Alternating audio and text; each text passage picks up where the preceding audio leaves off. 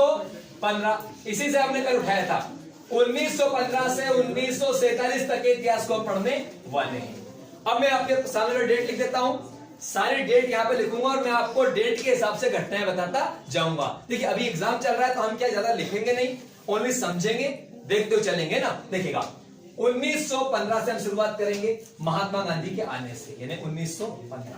फिर 1916 की हम बात करेंगे, क्रम से देखिएगा। हाँ देखना कविता भाई, 1900 बात करेंगे हम 17 की, इसी बीच में हम 1918 की बात भी करेंगे, 1919 की बात करेंगे, है ना, क्रम से इतिहास पूरा आपका। 1919 के बाद हम सीधा बात करेंगे 1920 की, जो कि आपका अगस्त के महीने की हम बात करेंगे, है ना।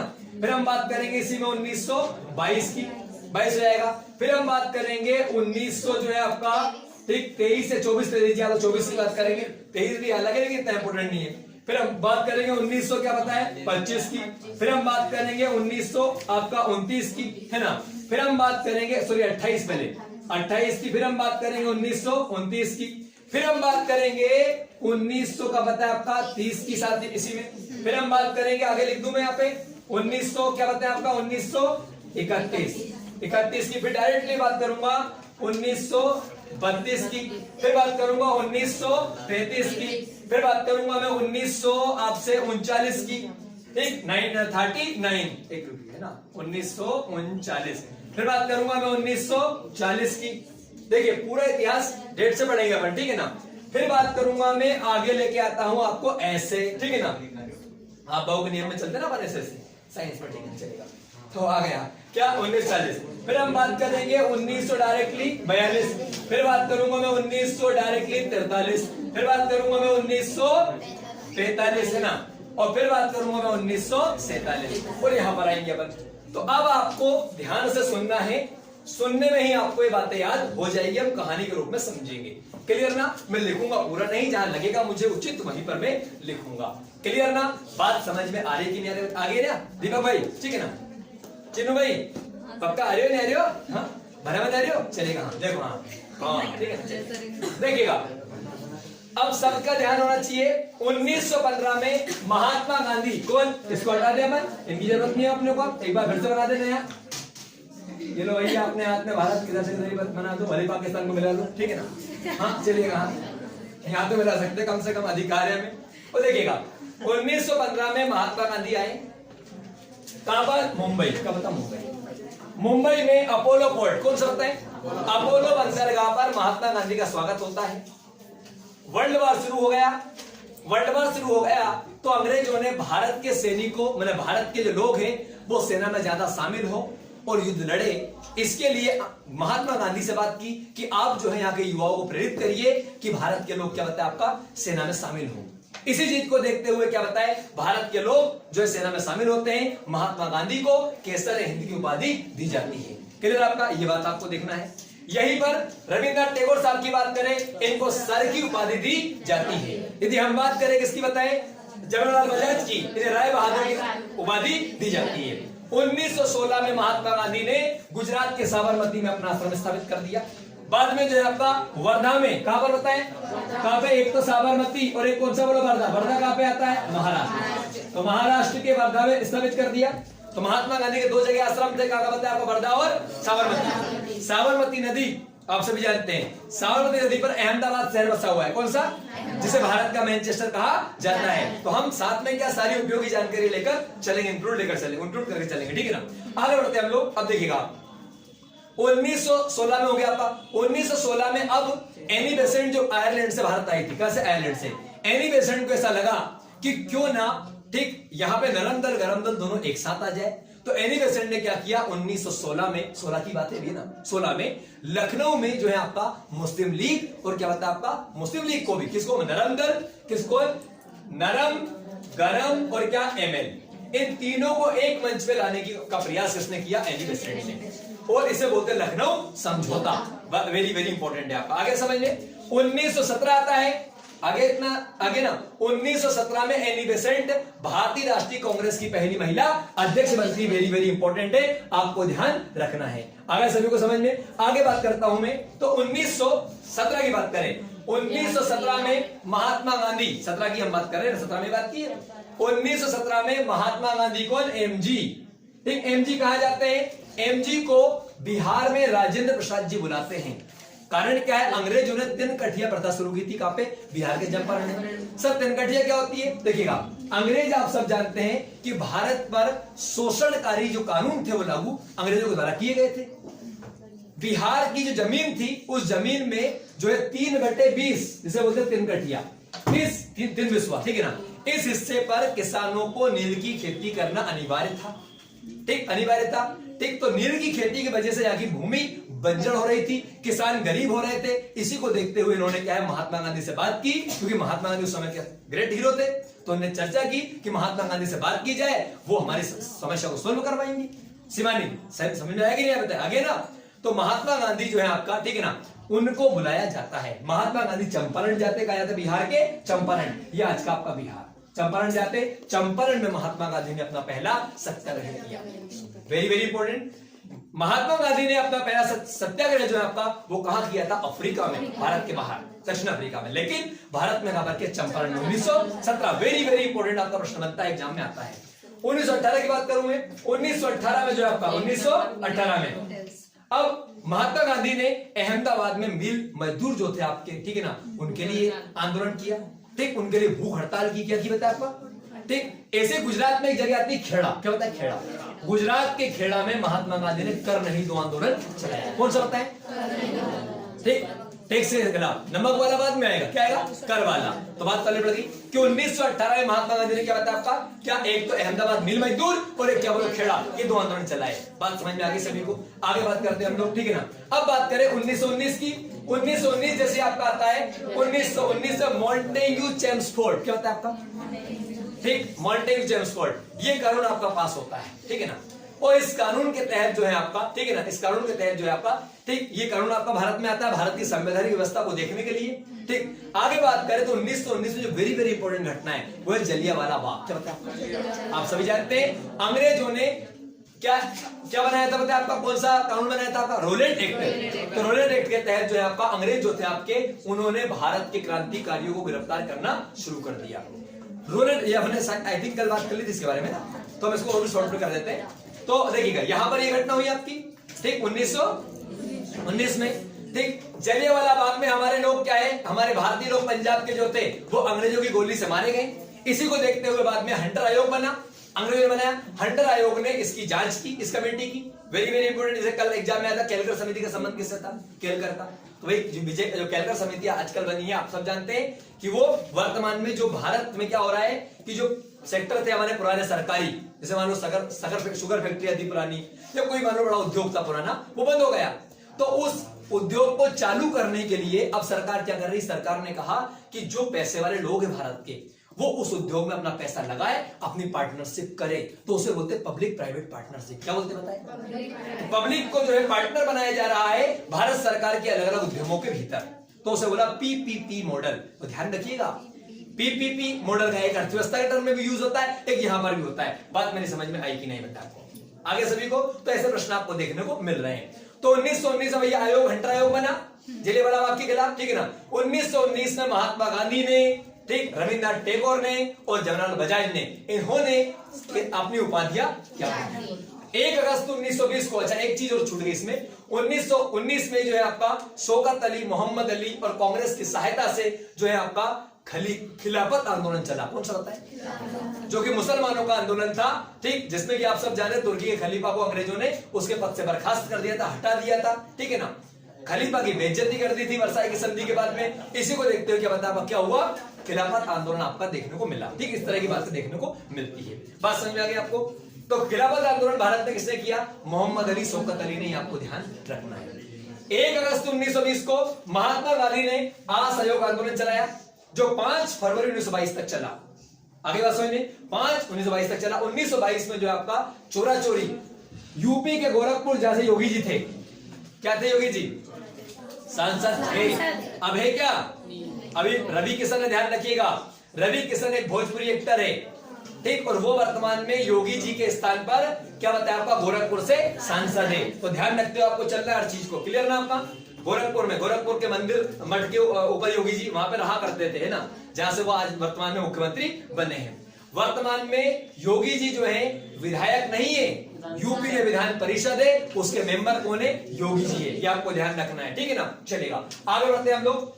तो 1922 में जो है आपका गोरखपुर चोरा चोरी नामक स्थान पर जो है आपका एक थाने में क्रांतिकारियों के द्वारा कुछ आग लगा दी जाती है, और इससे क्या बताया आपका ये आंदोलन महात्मा गांधी वापस ले लेते हैं। तो 11 फरवरी 1922 को असहयोग आंदोलन क्या बताया आपका समाप्त हो जाता है, आप सभी जानते हैं। ठीक, मैंने कल इसके बारे में समझा दिया था क्या होता है आंदोलन आपका। 1922 में इसी समय में महात्मा गांधी को सजा हो जाती है, जेल हो जाती है, लेकिन महात्मा गांधी स्वास्थ्य कारणों से क्या बताए 2 साल बाद ही वापस आ जाते हैं। अब बात करें 1924 की। 1924 में कर्नाटक का होता है, कर्नाटक का बेलगांव, कर्नाटक के बेलगांव में जो है आपका 1924 में महात्मा गांधी पहली बार कांग्रेस के अध्यक्ष बनते हैं। 1925 की बात करूं मैं, सरोजिनी नायडू कांग्रेस की पहली महिला अध्यक्ष बनती है।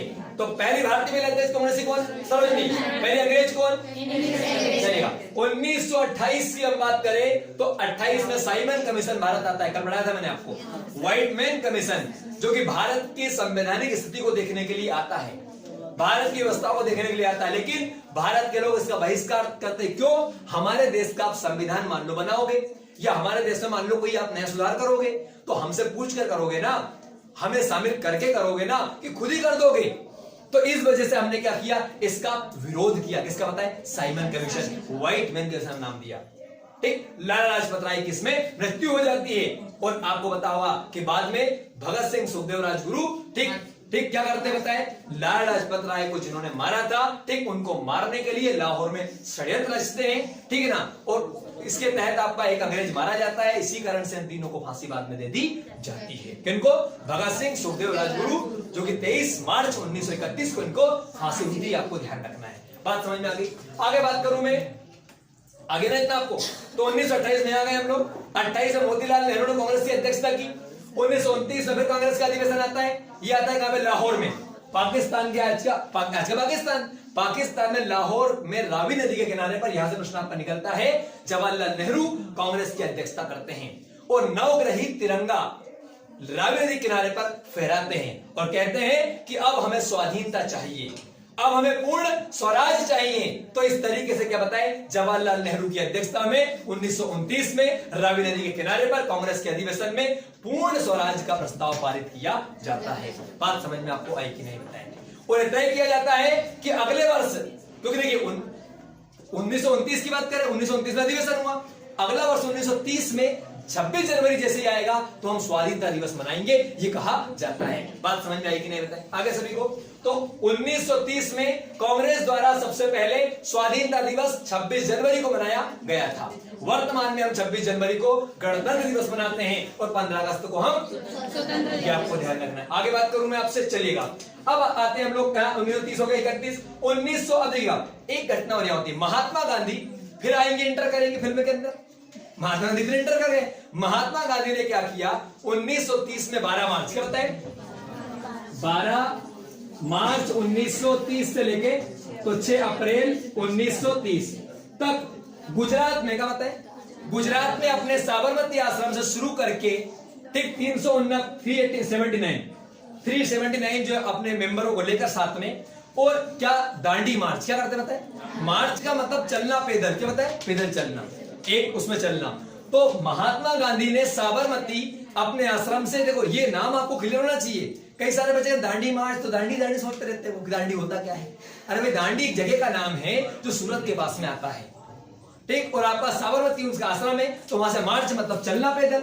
तो महात्मा गांधी अपने 379 समर्थकों के साथ अहमदाबाद के साबरमती आश्रम से दांडी मार्च तक जो है आपका दांडी तक मतलब ठीक 12 मार्च को चलते हैं, 6 अप्रैल को पहुंचते हैं, मतलब 24 दिन की यात्रा करते हैं और वहां पर नमक का ढेर बनाते हैं, कहां पे, गुजरात में, और नमक के ढेर को तोड़ देते हैं, ठीक, क्योंकि नमक जो है आपका गुजरात में नमक सबसे ज्यादा होता है, आप सभी जानते हैं, ठीक, गुजरात में नमक सबसे ज्यादा होता है, लेकिन गुजरात के ही किसानों पर नमक पर कर लगा दिया जाता है, टैक्स लगा दिया जाता है। भाई हम उत्पादन करते हैं और हम ही पर आपने हमारी वस्तु पर ही कर लगा दिया, तो ये कौन सी बात होती है। तो अंग्रेजों ने कर लगा दिया था इस प्रकार का आपका, इसी के खिलाफ क्या बता आपका नमक तोड़ो आंदोलन पल्ले पड़ गया। जैसे नमक आपको तोड़ा इन्होंने 6 अप्रैल को, मतलब ये आपका आंदोलन हुआ। अब यहां से नया आंदोलन शुरू होता, सविनय अवज्ञा आंदोलन। कौन सा बोलो, जब महात्मा गांधी आंदोलन करने लगे तो महात्मा गांधी चूंकि बहुत फेमस नेता थे, तो उनके बातों पर अलग अलग देश के अलग अलग कोणों में आंदोलन होने लगे। तो ये देखा अंग्रेजों ने कि ऐसे तो फिर एक बार क्रांति हो जाएगी, फिर आंदोलन बड़े बड़े होंगे। तो अब क्या किया अंग्रेजों में, उस समय वायसराय था लॉर्ड इरविन, कौन बताए? लॉर्ड इरविन ने क्या किया? लॉर्ड इरविन ने महात्मा गांधी से बात की कि भैया यार आप आ जाओ यार, अपन बैठ जाए, बैठ के बात करना है, और गड़बड़ मत करो ऐसे, तब ऐसे करो बात कहिए कि मामलों गड़बड़ हो जाए, वो है ठीक है ना, थोड़ी बैठ के बात भी तो हो सके। तो अब इस बीच में क्या है, अंग्रेजों ने लंदन में, कहा पे लंदन, लंदन आप सब जानते हैं इधर में, यूएस तो पश्चिम में आता है, लंदन इधर में आता है, मतलब यही पश्चिम में आता है आपका, ठीक है ना, इंग्लैंड में। लंदन में गोलमेज, क्या पता है आपका? तो 1930, 1931, 1932 तीन समय में क्या होते हैं? गोलमेज होते हैं, तीन गोलमेज होते हैं। दूसरे गोलमेज में जो है आपका महात्मा गांधी इरविन की बात पर, इरविन के समझौते के बाद, ध्यान रखिएगा, इरविन के समझौते के बाद महात्मा गांधी कांग्रेस की ओर से गोलमेज में भाग लेते हैं। लेकिन तीनों गोलमेज असफल होते हैं, क्योंकि जैसा भारतीय चाहते हैं वैसा नहीं होता है। अब आपसे पूछा जाए कि तीनों गोलमेज में भारत की ओर से भाग किसने लिया, तो हमारे अंबेडकर जी ने क्या बताया आपका? तीनों गोलमेज में भाग लिया है, आपको ध्यान रखना है। लेकिन इसका नतीजा कुछ भी नहीं निकला।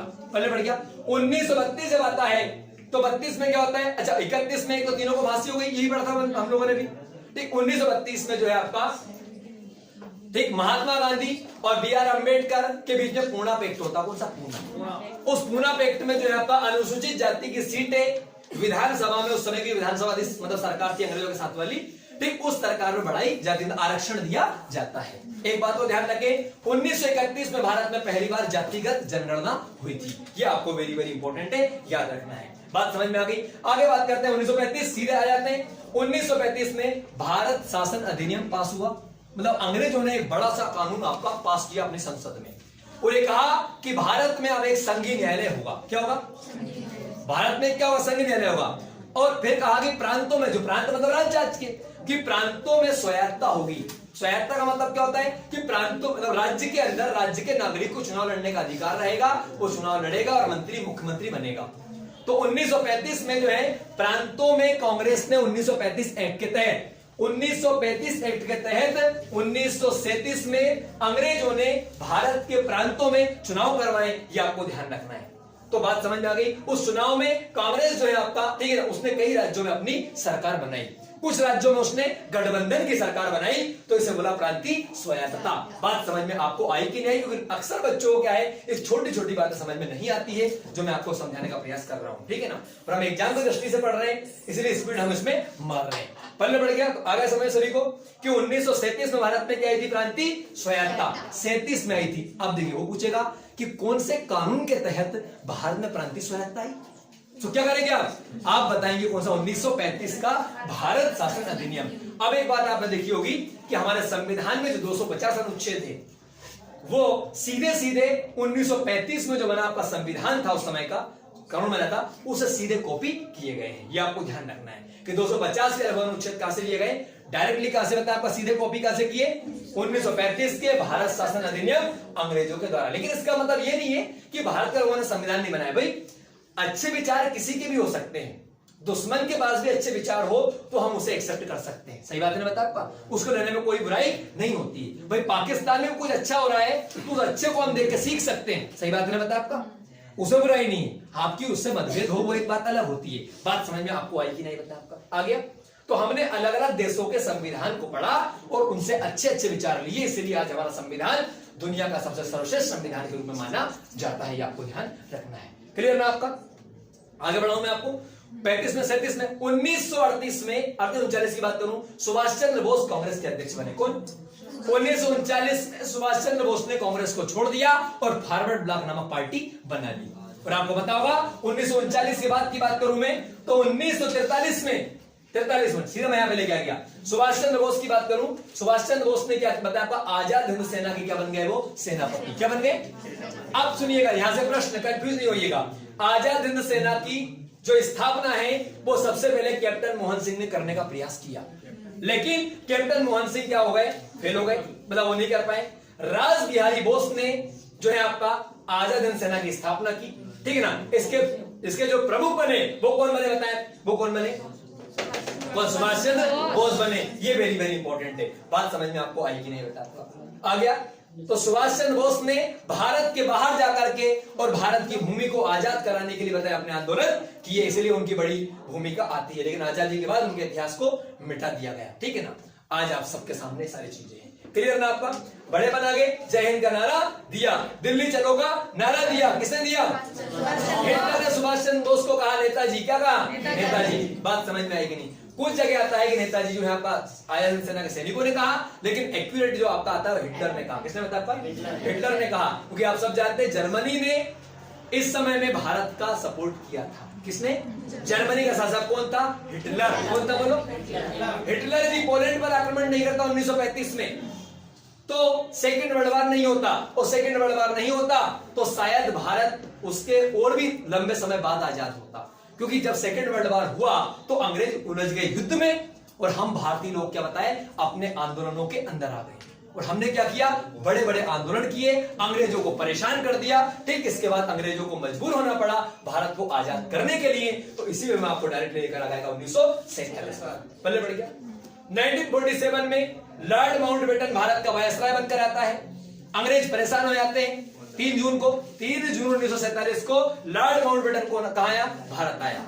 ठीक, लॉर्ड माउंटबेटन ने आकर के और यहां पर भारत में देखा कि यहां पर क्या स्थिति चल रही है। तो आप सब जानते हैं कि 1940 में, मैं आपको वापस एक बार लेकर जा रहा हूं, 1940 में मोहम्मद अली जिन्ना ने 24 मार्च 1940 को लाहौर में यह प्रस्ताव पाया। मुस्लिम लीग पार्टी थी, मुस्लिम लीग पार्टी का प्रमुख था उस समय। तो मोहम्मद अली जिन्ना ने 1940 में मुस्लिम लीग की तरफ से एक प्रस्ताव रखा कि हमें स्वतंत्रता से कोई मतलब नहीं है। ठीक, हमें जो है हमारा मुस्लिम देश अलग होना चाहिए, अलग बनना चाहिए। ठीक, उसने पाकिस्तान देश का प्रस्ताव पारित कर दिया, और इसके आधार पर आप सब जानते हैं क्या बना? पाकिस्तान बना। बात समझ में आपको आई कि नहीं? तो देखा जाए तो इन कुछ लोगों ने क्या बताया? भारत की आजादी में कोई अपना योगदान नहीं दिया, इसीलिए हम इनको नहीं मानते हैं कुछ को। ठीक है ना, बात समझ में आपको आई कि नहीं बताए आगे सभी को। तो 1940 में आपका भैया क्या बताया? पाकिस्तान प्रस्ताव किसने पारित किया? मोहम्मद अली जिन्ना। बात समझ में आपको आई कि नहीं? कायदे आजम का ऐसे क्या कहा? किसने कहा कायदे आजम? महात्मा गांधी। तो महात्मा गांधी ने इस आदमी को कायदे आजम कहा बताई जिन्ना को। और आपको पता होगा अभी भी यूपी के अंदर चुनाव है, वो एक यूपी का क्या नाम है उसका, अखिलेश यादव, वो बोलता है बोले साहब क्रांतिकारी, हमारे क्या नाम से क्रांतिकारी मोहम्मद अली जिन्ना।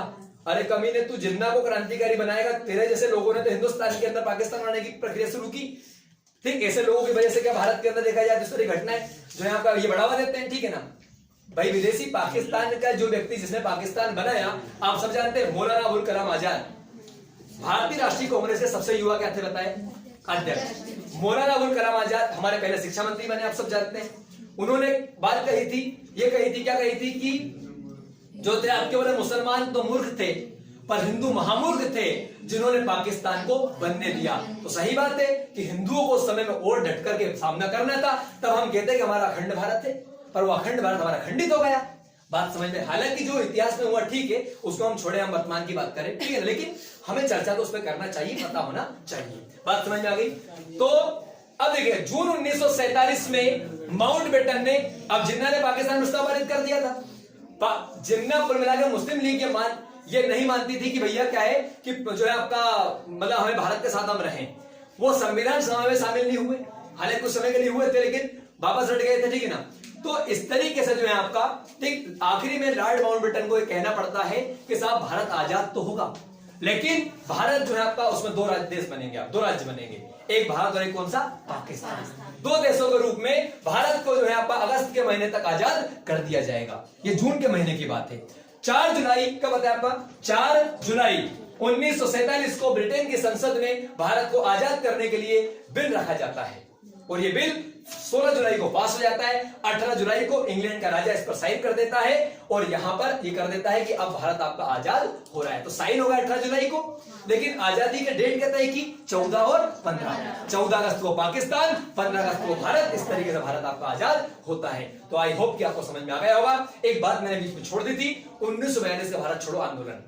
ठीक, 1942 के भारत छोड़ो आंदोलन में वर्धा में कांग्रेस ने अपनी बैठक की, ठीक है ना, और 8 अगस्त को प्रस्ताव आपका पारित किया, और 9 अगस्त की सुबह से कांग्रेस के नेताओं को या अन्य नेताओं को गिरफ्तार कर लिया गया। तो देखिए आजादी के आंदोलन में हम किसी पार्टी की बात नहीं करते, कांग्रेस पार्टी का बड़ा योगदान रहा, इसमें कोई शक वाली बात नहीं, ठीक है ना।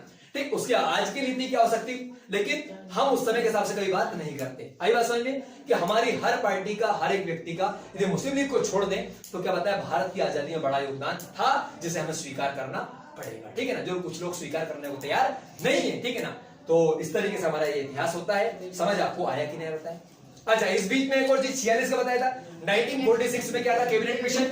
अंग्रेज आजादी की बात चल रही है, तो अंग्रेज अपनी जो सरकार बनी है इंग्लैंड में, ठीक है ना, लेबर पार्टी की सरकार, वो क्या करती है बताए, भारत में 3 लोगों को भेजती है, वो बोलती है कि जाओ और कह दो भारत के लोगों से कि वो अपना संविधान बनाने के लिए स्वतंत्र है। तो कैबिनेट मिशन की सिफारिश पर 1946 कैबिनेट मिशन की सिफारिश पर भारत में संविधान सभा का चुनाव होता है और भारत में क्या बताया, आपका संविधान निर्मित होता है। आपको ध्यान रखना है, बात समझ में आपको आई कि नहीं।